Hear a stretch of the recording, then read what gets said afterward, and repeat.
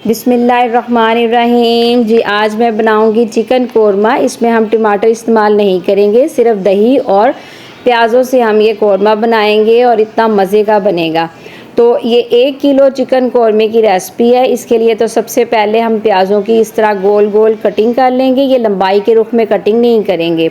1 kilo chicken लिया है और इसमें कुछ मसाले शामिल करेंगे। सबसे पहले है जी काली इलायची के दाने हैं। ये 4 मैंने बड़ी काली इलायचियाँ ली थी, उनके दाने निकाल लिए थे। थोड़ी सी जायफल है, जावित्री है और 1 चम्मच भर के है ज़ीरा, साबुत ज़ीरा। इन सब का हम पाउडर बना लेंगे।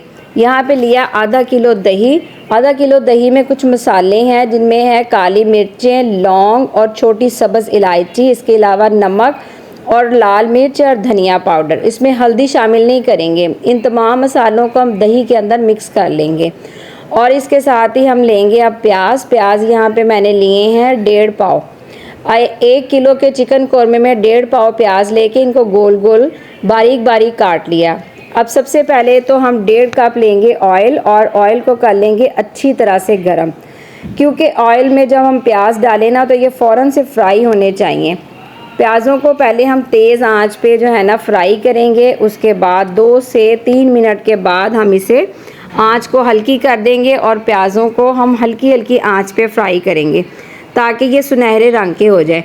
ज़्यादा तेज़ आंच पे हम जो प्याज है ना वो फ्राई नहीं करेंगे, क्योंकि हमें गोल्डन से प्याज चाहिए, काले रंग के प्याज नहीं चाहिए, वरना हमारी सारी ग्रेवी भी जो है ना वो ब्लैक कलर की हो जाएगी और जो कोरमे का जायका है वो भी ख़राब हो जाएगा। इसलिए हमने प्याज़ों को नहायत ही ध्यान से फ्राई करना है और साथ साथ हमने चम्मच को चलाते जाना है ताकि प्याज जो है ना वो एक जैसे ही जो है ना सुनहरे हो जाए। इनका जो कलर है वो ख़राब ना हो और प्याज ख़राब ना हो, वरना हमारा कोरमा जो है ना उसका जायका भी ख़राब हो जाएगा और उसका कलर भी ख़राब हो जाएगा। यहाँ मैंने हल्की हल्की आंच पे इसको 10 मिनट फ्राई किया है। 10 मिनट फ्राई करने के बाद तमाम प्याज जो है ना वो एक जैसे सुनहरे रंग के हो गए हैं माशाल्लाह। ये देखिए बहुत अच्छा प्याज फ्राई हुआ है। अब इससे हमारा जो कोरमे का कलर है वो बहुत अच्छा आएगा। बस अब इतना ही इसको हमने फ्राई करना है, इससे ज़्यादा हमने इसको फ्राई नहीं करना, वरना वो ब्लैक शेड में चला जाएगा और जायका भी ख़राब हो जाएगा। इसको किसी भी कागज़ के ऊपर निकाल के ना फैला दें और पंखे के नीचे इसको हवा में रखें ताकि इनके अंदर से जो मॉइस्चराइज़र है वो भी ख़त्म हो और ये क्रिस्पी से हो जाए। जब ये क्रिस्पी से हो जाएंगे तो फिर हम इन्हें ग्राइंड कर लेंगे या इनको चूरा बना लेंगे। अब जिस ऑयल के अंदर हमने प्याज को फ्राई किया था उसी ऑयल के अंदर मैंने 2 चम्मच भर के लहसुन और अदरक का पेस्ट शामिल कर लिया। यहाँ पे आंच बंद है, ऑयल भी ठंडा है, ये गर्म नहीं है। अब इसी के अंदर हमने दही वाला अमेज़ा जो बना के रखा था, जिसमें हल्दी बिल्कुल शामिल नहीं की गई थी, सिर्फ नमक, मिर्च, धनिया पाउडर, काली मिर्चें थी, लौंग थी और छोटी सब्ज़ इलायची थी। बस यही 4-5 चीज़ें थी और इसके अलावा कोई भी मसाला शामिल नहीं था। इसको हमने ऑयल के अंदर शामिल कर लिया। लहसुन अदरक का पेस्ट है और दही का जो मसाला बनाया हुआ था वो, बस यही चीज़ें शामिल करके हमने इनको अच्छी तरह से मिक्स कर लेना है। मिक्स करके अब हम यहाँ पे आंच जो है वो थोड़ी सी चला के इसको, पहले इसका उबाल आएगा। उबाल आने के बाद हमने दही को पकाना है, क्योंकि दही के अंदर होता है पानी। अब हमने इसका पानी खुश्क कर देना है बिल्कुल, ताकि जो हमारी जो दही है, जो ग्रेवी है ना वो अच्छी सी बन जाए।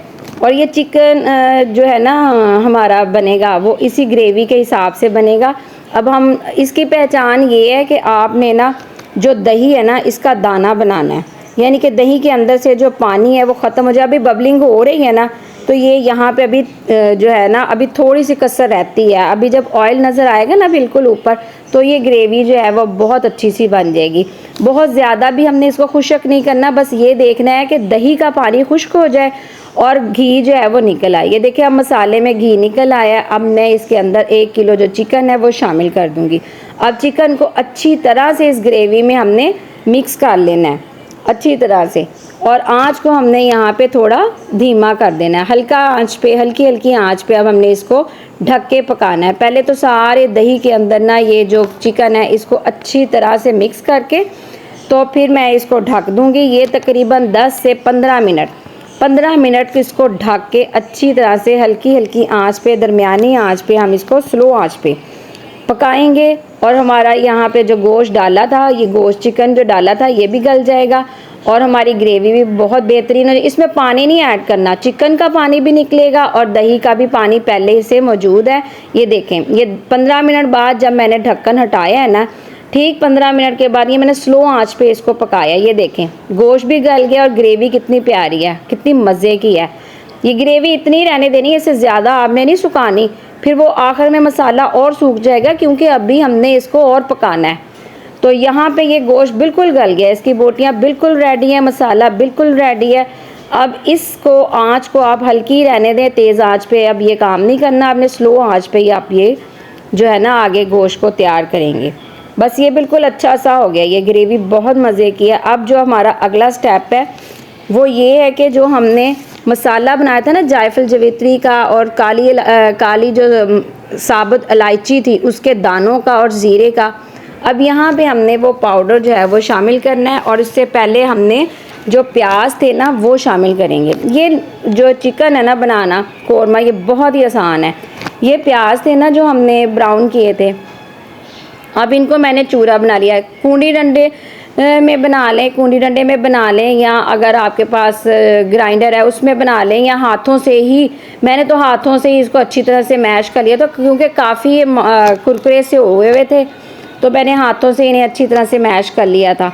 तो इसको अब हम इस ग्रेवी में शामिल कर देंगे यहाँ पर ना, तो इसको अच्छी तरह से हिला लेंगे। ये देखें बड़ी ही मज़े की ग्रेवी ये बन जाएगी।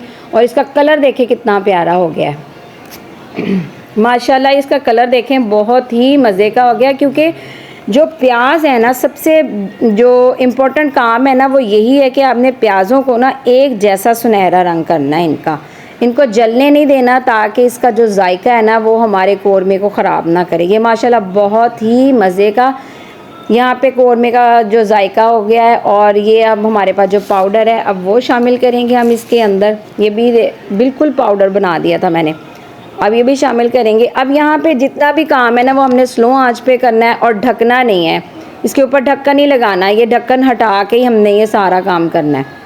इसको अच्छी तरह से मिक्स कर देंगे। अच्छा, इस कौरमे में हमने टमाटर इस्तेमाल नहीं करेंगे, ये बस दही में और प्याज़ों में पका है, इसका जायका बहुत ही मज़े का होगा। तो कौरमे तो बहुत तरीके से बनते हैं और हर कौरमे का अपना ही एक जायका है, लेकिन जो मज़ेदार सा जायका मुझे इस कौरमे का लगता है ना वो बस मज़ा ही आ जाता है। बस अब मैं क्या कहूँ, मज़ा ही आ जाता है। चलिए जी, अब यहाँ पे हमने केवड़ा वाटर है, इसका 1 चम्मच भर के जो है ना वो डाल देना है। अब इसको हम करेंगे हल्का सा मिक्स, और मिक्स करने के बाद हमारा कौरमा यहाँ बिल्कुल रेडी है। ये बबलिंग, अब मेरी बात सुने, अगर आपने इससे ज़्यादा इसकी ग्रेवी बनानी है ना तो आप इसमें 1 गिलास पानी भी शामिल कर सकते हैं। उससे ना तो आपका गोश्त ख़राब होगा, ना ग्रेवी, ना जायका, कुछ भी ख़राब नहीं होगा, सब मज़े का ही बनेगा। लेकिन मैंने नहीं डाला, ज़रूरत नहीं थी, तो बस अब इसको 1 मिनट के लिए मैंने ढक दिया है ताकि इसका अच्छा सा जायका आ जाए और इसकी खुशबू आ जाए। तो उसके बाद हमारा यहाँ पे कौरमा जो रेडी है, इसमें हमने धनिया और हरी मिर्चें इस्तेमाल नहीं करनी, सिर्फ अदरक डालेंगे, इसके स्लाइसिस बना लेंगे अदरक के और वो इसमें शामिल कर देंगे। हमारा कौरमा एकदम से रेडी हो जाएगा। बस ये देखें, अब यहाँ पे ये बहुत मज़े का कौरमा बन गया। घी निकल आया, अगर आप चाहें तो एक्स्ट्रा जो घी है वो अलहदा कर सकते हैं। और इसकी ग्रेवी चेक करें, ग्रेवी भी बहुत मज़े की दानेदार सी है। और अब आप मेरे चैनल को सब्सक्राइब भी कर लें, और अगर आपको मेरी ये रेसिपी अच्छी लगी है तो कमेंट्स में भी ज़रूर बताइएगा और कौरमा बना के भी खाइएगा। ठीक है, ओके जी, अब अल्लाह हाफिज़।